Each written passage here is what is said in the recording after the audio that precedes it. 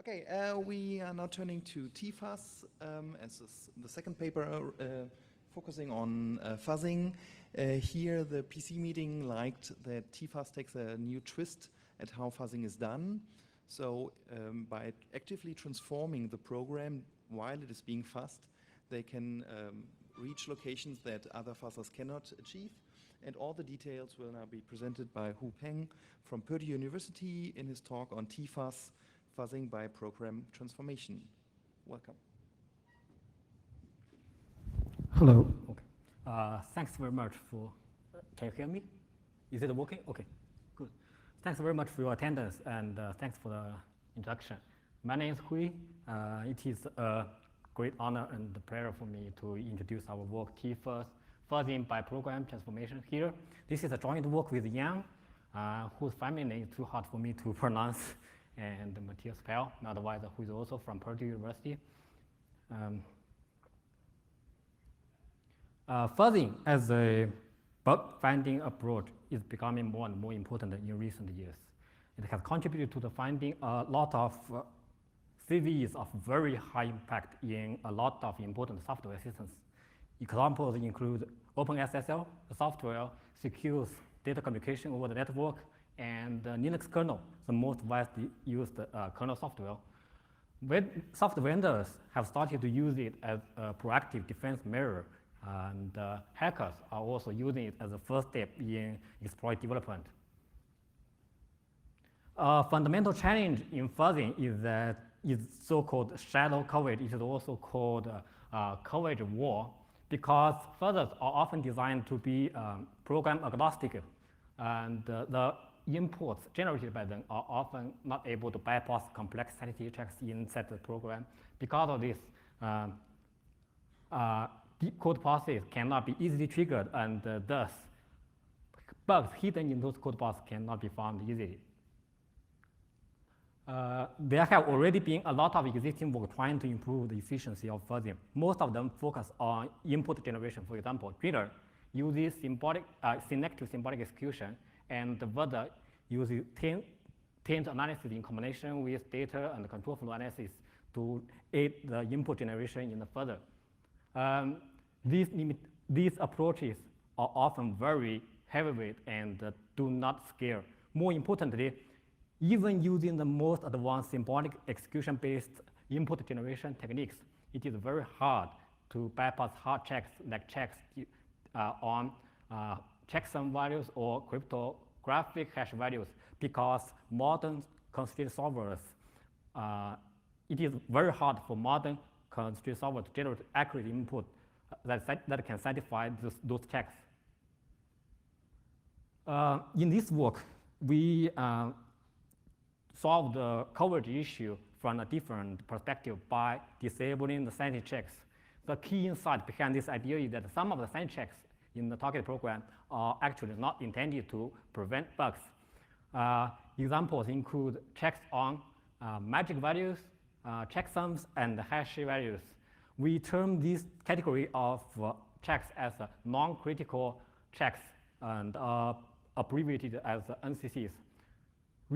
As these checks are not intended to prevent bugs, it is removing them won't incur erroneous bugs.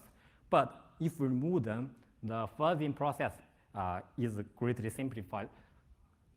For example, in this simple F parsing program, the main logic of the program is guarded by a check on the magic value in the file header. As this check is only intended to filter out the authentic data, removing it won't incur additional bugs. But if we remove it, fuzzing will become more efficient, because all the further generated inputs will cover the main logic of the program. Based on these considerations, we propose a new fuzzing scheme based on program transformation, and it works like this. Internally, we use a coverage-guided fuzzer to generate input and explore the program space.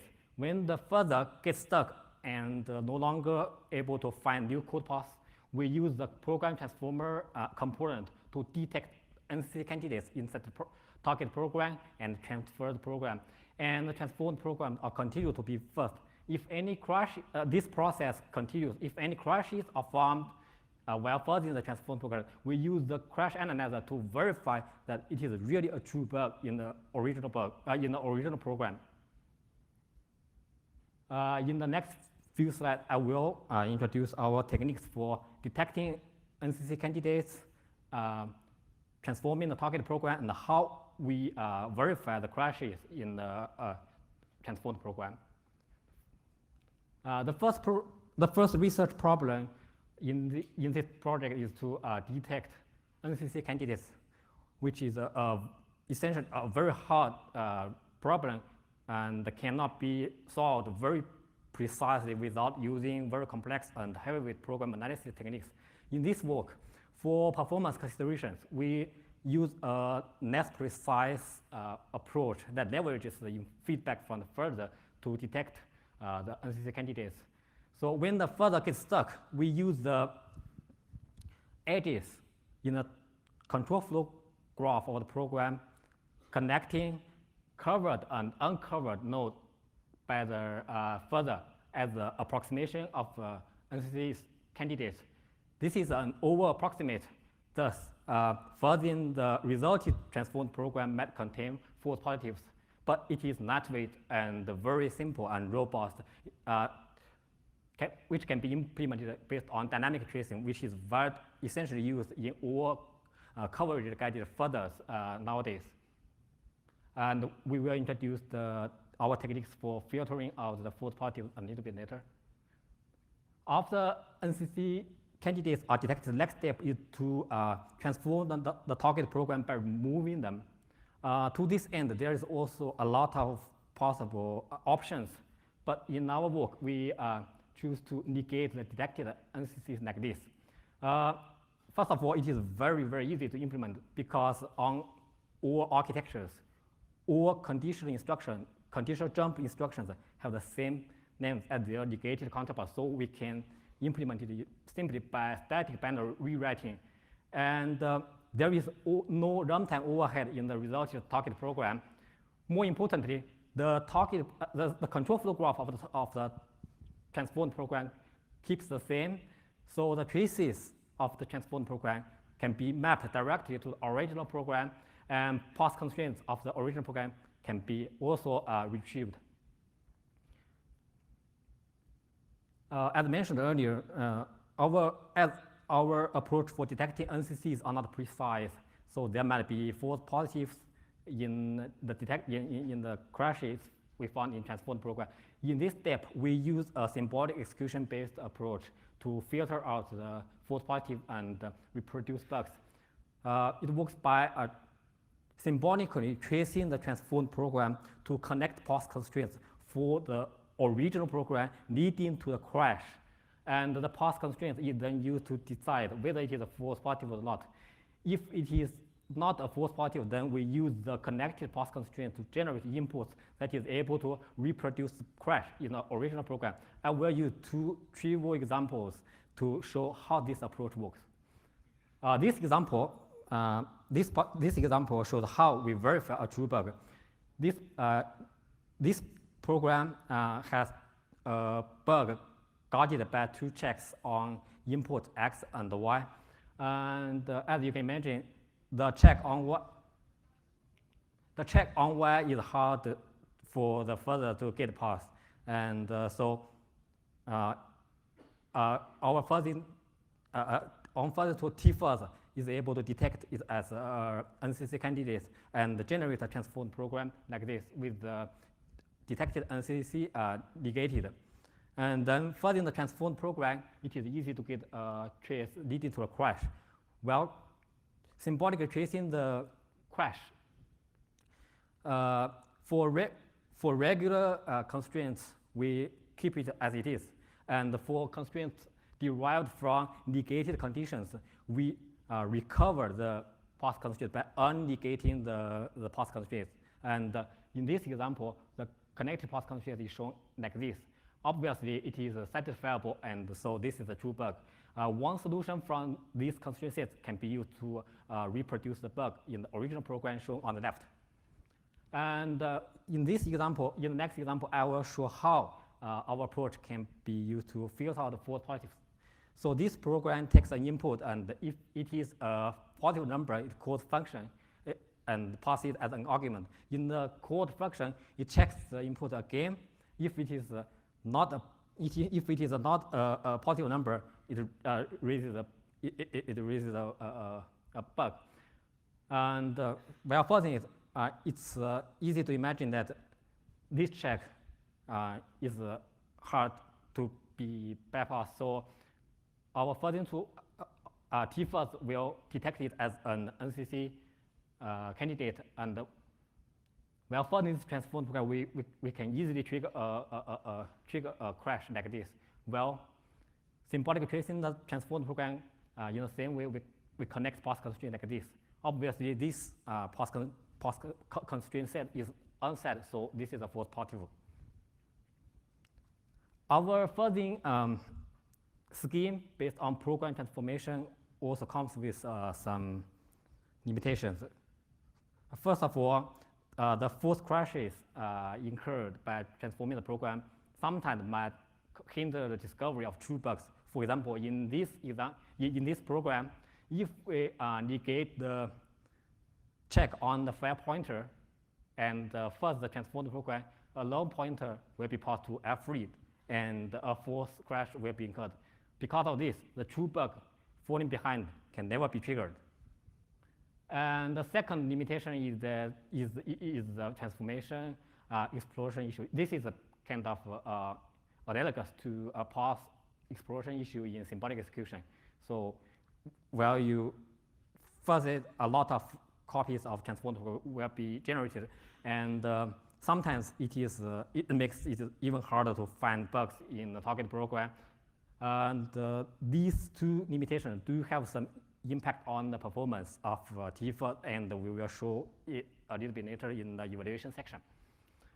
To determine the relative effectiveness of our fuzzing scheme, we evaluated T-Fuzz on 3 data sets, the DARPA CGC dataset, Nava M dataset, and 4 real-world programs. To compare T-Fuzz with Joiner, we evaluated on the DARPA CGC dataset. In our experimental setup, AFL was able to find 105 bugs.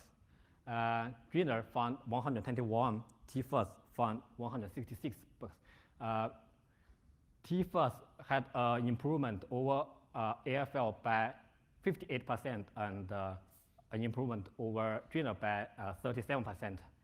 And due to the limitations mentioned a little bit earlier, and T-Fuzz was defeated by Joiner in 10 of the programs. To compare T-Fuzz with Fuzz and Stinix, we evaluated it on the Nava M dataset. This dataset contains vulnerable programs containing bugs guarded by hard-coded magic values, and thus tools like Fuzz and Stinix using static analysis to aid the input generation can easily figure out the expected inputs to bypass the checks inside target program. That is why this approach performs so well. Our evaluation shows that given these favorable conditions, T-Fuzz performs well enough. And in the presence of hard checks in MD5, T-Fuzz was able to find more bugs. And T-Fuzz, due to the transformation explosion issue, T-Fuzz was defeated by Stinix in WHO, but it still was able to find more bugs than Fuzz. More interestingly, T-Fuzz was able to find one unintended bug in WHO. And to evaluate T-Fuzz in real-world programs, we evaluated on 4 real-world programs shown in this table, which are widely used in related work. The number of verified crashes are shown in this table. It shows that it was able to find a lot more crashes in the real-world program. And after inspecting these crashes, we found 3 new bugs. Oh, sorry, can go back? Operator, can go back by one slide? No. Sorry. Okay. So, after inspecting these crashes, we found 3 new bugs in 2 in ImageMagick and 1 in NetPopular. It is important to note that these bugs are found in the latest release, which have been intensively fuzzed by security researchers. Our Fuzz was still able to find new bugs in those programs, showing that it is very effective in finding bugs.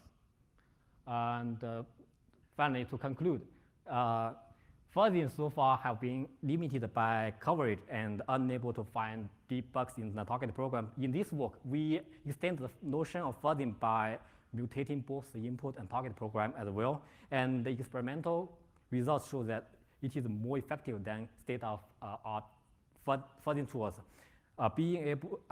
which has considerable improvement over Joiner and AF, and was able to trigger bugs guarded by hard checks. It was also able to find new bugs in real-world programs. In the future, we plan to improve our transformation strategies and the filtering of false positives. We will release our code in this repository very soon. And if you are interested, please feel free to give us an email. And that's all for my presentation. And thanks very much. I'm ready to take questions.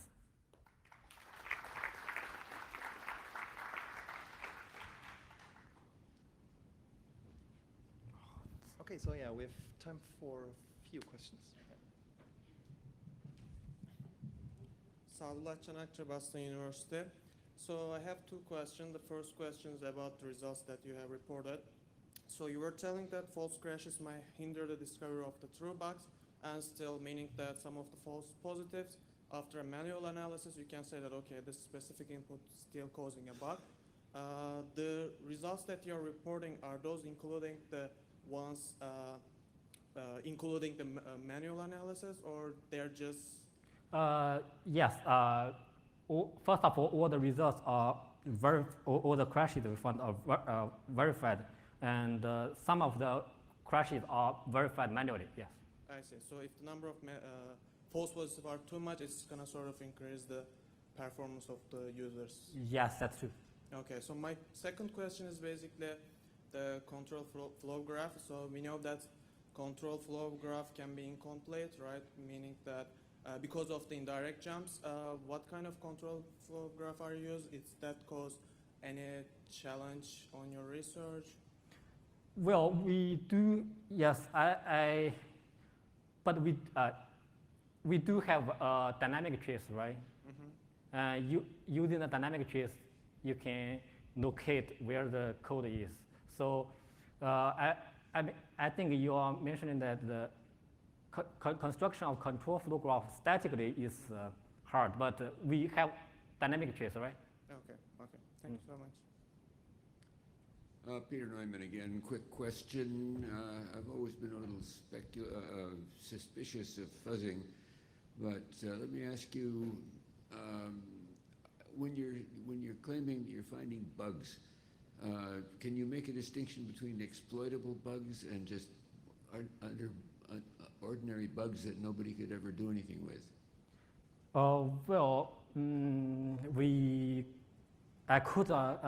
I didn't verify whether the crashes I found in the real-world programs are exploitable or not. I think that's the answer, and I will definitely check that. Thanks for the question. Okay, and one quick question from my side. So what kind of input seed did you use? Usually I use, for most of the tests, I use random seed. So that's an advantage over some existing tools like Fuzz and Stinix. Okay, so let's thank the speaker one more time.